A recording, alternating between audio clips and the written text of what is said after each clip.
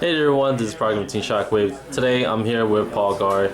He just won 29th place at Peabody Regional, and I know that's a little bit high up of doing a deck of files based on the top contenders at regionals, but he did play a very unordinary deck that I thought it deserved some recognition. So Paul, what deck were you playing? I played pure Zing.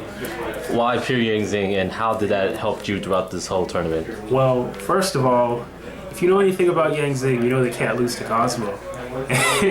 And right now, Cosmo is one of the best decks. So it has a naturally good Cosmo matchup, and the back row can really handle the Pepe matchup. So I only went into the event really being scared of Magic Specters. Did you face any Magic Specters? Yeah, those were my only 2 losses. Oh. Alright, so other than that, do you want to get straight to the deck profile? Sure. So first off, I play triple Swanee Fire.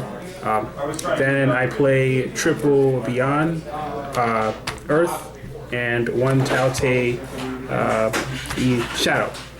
So basically, these guys are your beat sticks. When Zings die, you can bring them out, and they are going to be, when you're not synchro summoning, these are going to be your main guys that are putting in damage. Because sometimes you don't even synchro summon, you just stun your opponent with your back row and just kind of float with these, kind of like they were Fire or Ice Hand or Reborn Tengus. So they're really important, and they also let you synchro during your opponent's turn. Then we're also playing 2 Bishi Water and 1 Pulao Wind. This lets synchros be unaffected by traps. This lets them be unaffected by spells. So this can be really good sometimes, but the reason I run 2 and not just 1 is because level 2 is actually really good for making level 8, which is Baxia. Also, this guy lets stuff be unkillable by battle, so that also really helps against Cosmo. And this guy gives stuff plus 500 attack and defense. So basically, all these monsters make your synchros really annoying. Then we got triple Chi-Wen and then triple Jiao-Tu for your tuners. You really need like all of these. Jiao-Tu at 3 because you're running a little bit, like you're running a good amount of monsters that you don't want to have in your hand, and Jiao-Tu just makes bad hands playable. So I feel like he's the staple at 3. Also, a lot of annoying first turn plays because of Jiao-Tu, so Jiao-Tu very, very good. So that's it for the monsters. There's 16 of them. And then we got triple Zing Path. This card can clog if you draw multiple of them too early, but it's a Zing card, so Jiao-Tu can discard it to summon from the deck. So 3 is, I've never really had a big problem with 3. Definitely great late game. Triple MST.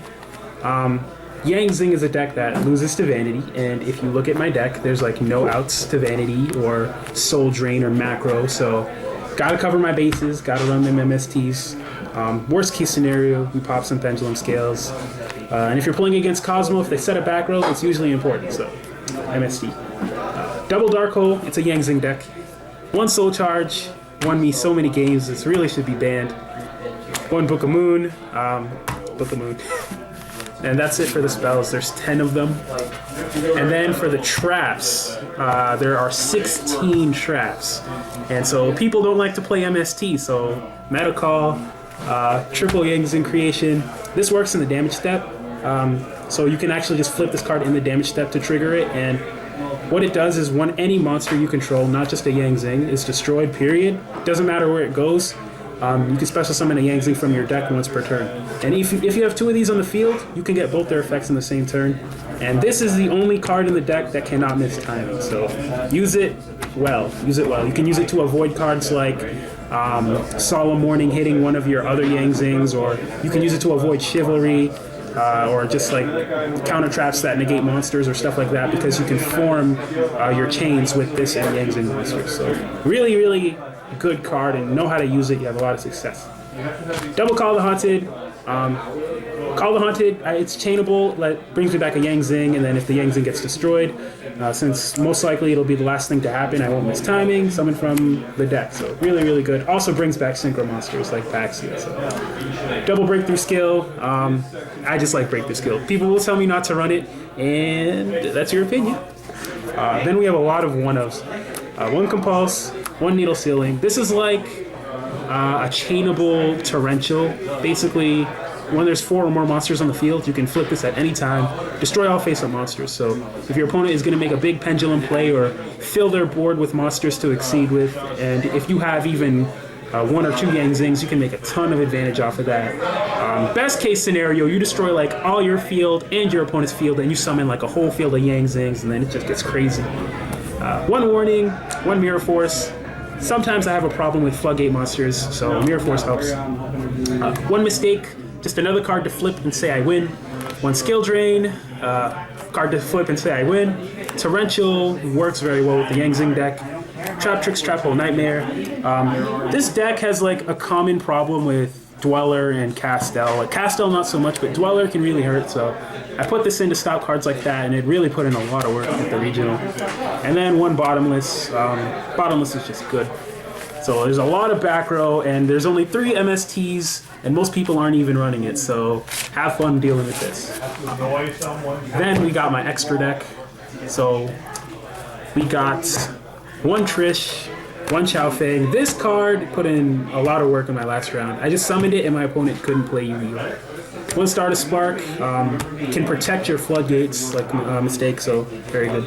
Double Baxia, making this on your opponent's turn is just hilarious. Like, because no one reads what Yang Zing cards do, so they don't know I could synchro on their turn. I won a match against Cosmo because in the final play, he was making his last push, and I trished him in the middle of his turn, and he just couldn't do anything. Void Ogre, never made it, but in theory, helps against Pendulum decks. Beals, Cosmo, almost cannot out this card. They only have Good Witch, but if you've seen the trap cards, then sometimes Good Witch doesn't matter. Black Rose, good. Clearwing, didn't run into anything like Infernoids or anything today, but it's very good. Yazi, this is the MVP. This card, like, if you make this indestructible by battle and unaffected by spells, Cosmo have, I think, 0 outs, which is another reason I chose to play this deck. Because I ended up playing against 5 Cosmo, and I didn't lose to any of them. I tied against 1, but I feel like I would have won the match if we had more time. 1 Blackwing, no thing. This is Synchro Cowboy. Does 800 when he's synchroed. Also drops one of your opponent's monsters by 800 attack.